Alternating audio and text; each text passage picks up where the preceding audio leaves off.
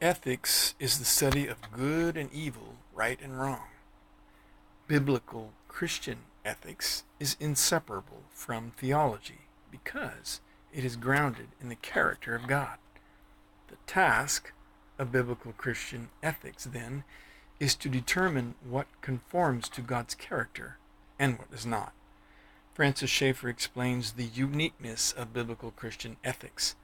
One of the distinctions of the Christian God is that not all things are the same to him. What does that mean? God exists. He has a character, and not all things are the same to him. Some things conform to his character, and some things are opposed to his character. Muslims believe that moral norms are arbitrary, a product of God's decree, and therefore can change as God chooses. Marxists rely almost exclusively on their economic or naturalistic philosophy to determine ethics. Postmodernists, no supernatural, argue for a morality based on shared community values, and humanists assume that everyone acts morally by following an inner truth determined on an individual basis. Biblical Christians, on the other hand, believe that moral order comes from God's nature. Rather than believing in some idea bound to society's ever-changing ideas, as biblical Christians, we are committed to a specific moral order revealed to us through both general and special revelation. So that is why we need to read the Bible. We know that God's ethical order is the only true source of morality, and in fact the only possible morality. There can't be any other. For the biblical Christian, the moral order is as real as the physical order. Some would say even more real. In 2 Corinthians 4:18, Paul says the physical order is temporary, but the order not seen is eternal. This eternal moral order is a reflection of the character and nature of God himself. Christian ethics, in one sense, is simply an expansion of a moral order that generally is revealed to everyone. Despite some disagreement regarding the moral order of specific actions, biblical Christians consistently follow the moral order within all people everywhere. Murder, lying, adultery, cowardice, for example, are almost always condemned. Ethics is everywhere. It is the things that we should do, and the similarities within the moral order of diverse secular cultures indicates a universal or common moral order for all mankind, which materialism and naturalism cannot explain. We may define this common universal moral order as anything from an attitude to a conscience, but however we define it, we are aware that some ethical, moral absolutes do exist outside ourselves. According to this universal moral order, everyone agrees what is moral. Whenever we make a judgment, we are relying upon a yardstick that measures actions against an absolute set of standards. Without any standard, justice could not exist.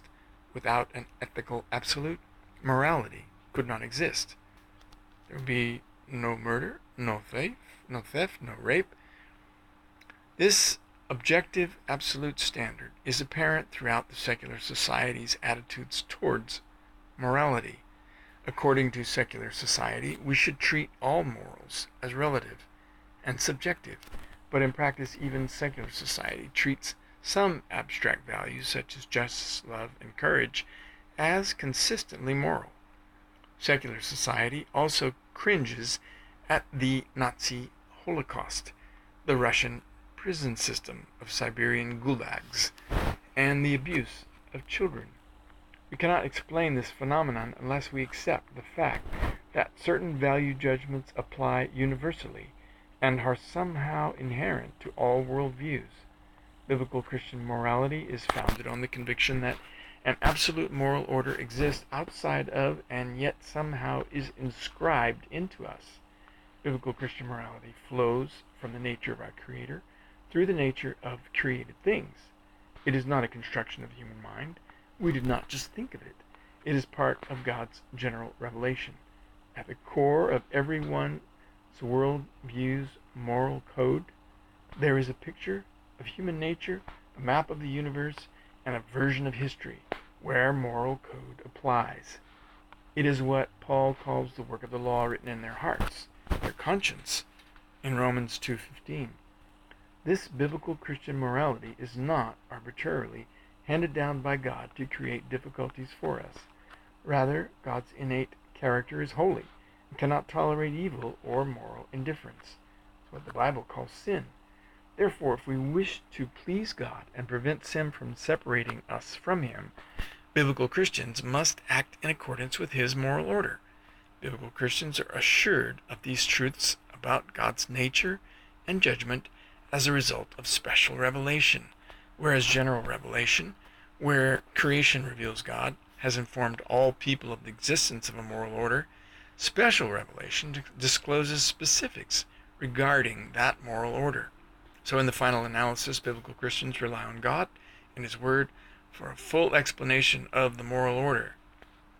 Conclusion: the biblical Christian ethical system, the moral order found in biblical Christian worldviews, is both like and unlike any other system. Every ethical system contains some grain of the truth found in the biblical Christian worldview, but no other worldview can claim to be the whole truth, handed down as an absolute from God to humanity. As biblical Christians, we recognize the truth of God's law, and we must dedicate our lives to obeying it. This dedication is far too rare today. The book of Revelation encourages us to endure. Dietrich Bonhoeffer asks, who endures?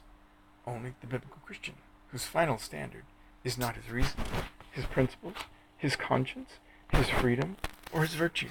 The biblical Christian is ready to sacrifice all of this when he or she is called to obedient and responsible action in faith and in exclusive allegiance to God. The biblical Christian tries to make his whole life an answer to the question and call of God. Where are these responsible people? Biblical Christians are those who are willing to treat God's moral order with the same respect they show His physical order. Biblical Christians love God with their whole body, soul, mind, and spirit and strength. They treat others as they desire to be treated. Biblical Christians may be in arts, business, government, standing firm against tyranny and slavery, or in the mission field, sacrificing everything for the sake of the gospel. Biblical Christians most often are quite ordinary Christians, but living extraordinary lives, showing the world that Christ's truth is worth believing and living.